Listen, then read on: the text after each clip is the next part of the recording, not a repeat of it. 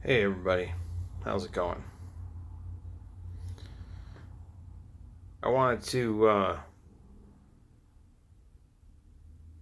touch base on some things that were unsaid in my video about how great the teachers are, because a couple of people took issue with certain points. Now, the first point, I used the word meager to describe teachers' salaries. Somebody really thought that was an inaccurate word because meager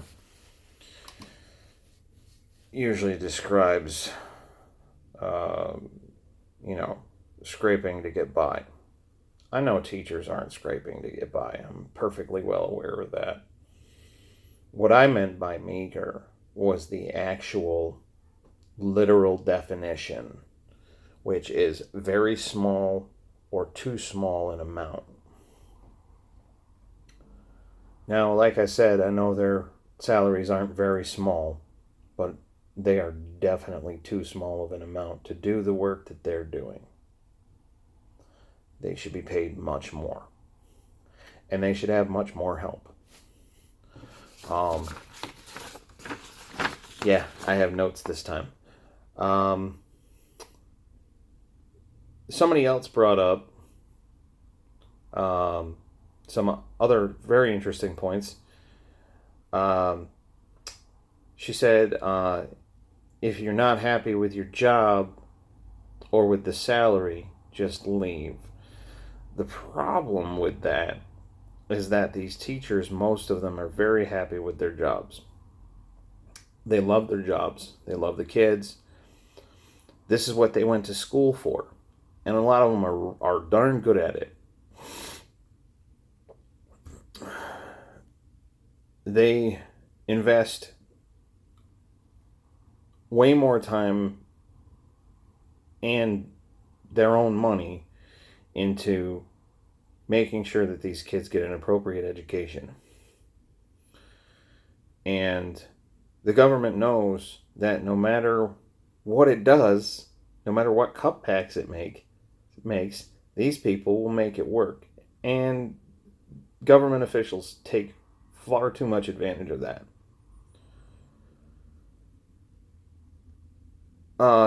The same person brought up the fact that substitute teachers make $60 a day for the whole day. That is even more unreasonable than a teacher's salary. Far more unreasonable. That's ludicrous, ridiculous, absolutely unnecessary. She described some lack of communication and follow up with the substitutes regarding incident reports. She described some very scary incidents that early intervention or appropriate parenting probably could have negated.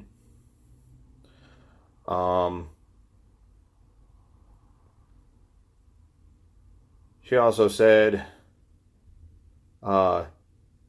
there's far too much money being spent on things like doing and redoing construction.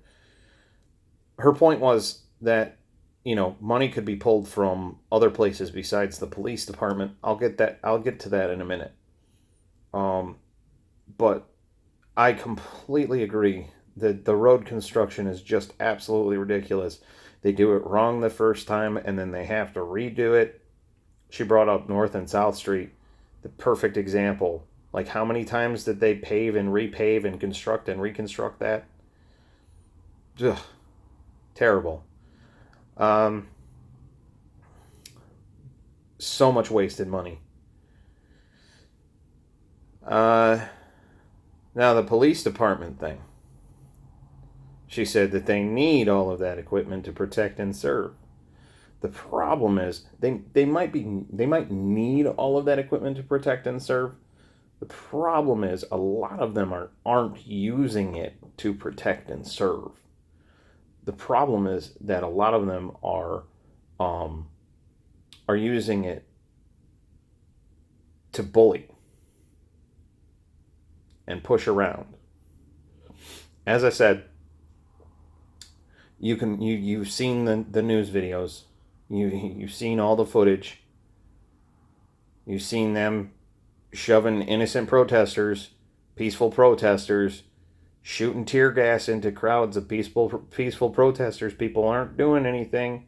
All they're doing is exercising their right to an assembly. They're not rioting, at least not until the cops show up and shoot rubber bullets and tear gas into the crowds. Then they get a little pissed off.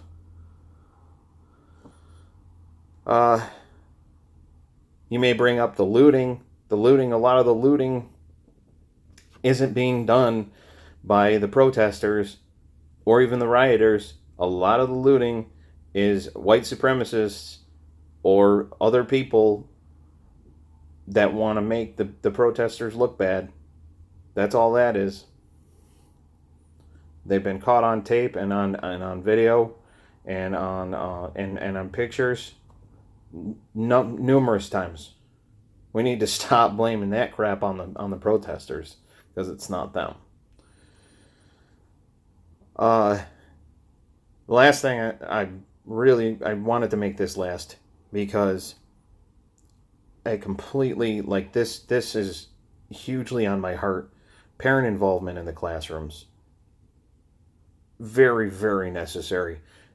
Absolutely 100% parent volunteers, parents just being involved with their kids' work. Now, here's where a lot of parents, because I've run into this in 3 separate schools.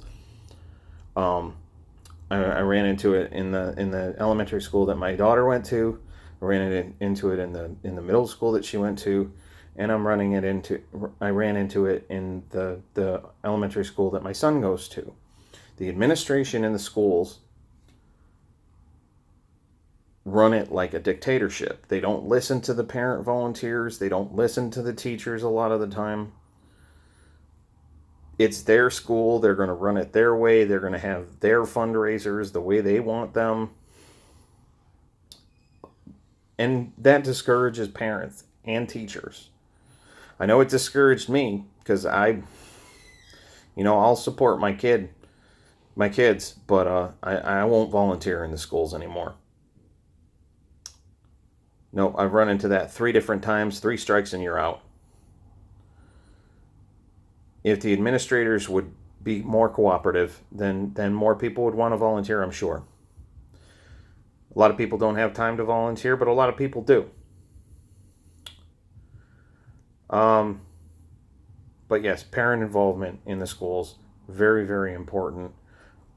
Early intervention is another thing that I wanted to touch on. I almost forgot about that. Early intervention would squash a lot of this this school violence. It really, really would. Because a lot of these kids just need someone to talk to them and reteach them and whatnot. I have worked with kids a lot, seen how angry a lot of them are, seen how frustrated a lot of them are. But honestly, realistically, it starts at home. What you teach your kids at home, they're going to bring into the schools.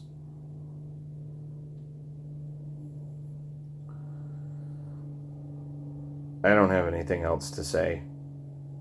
Y'all have a good night.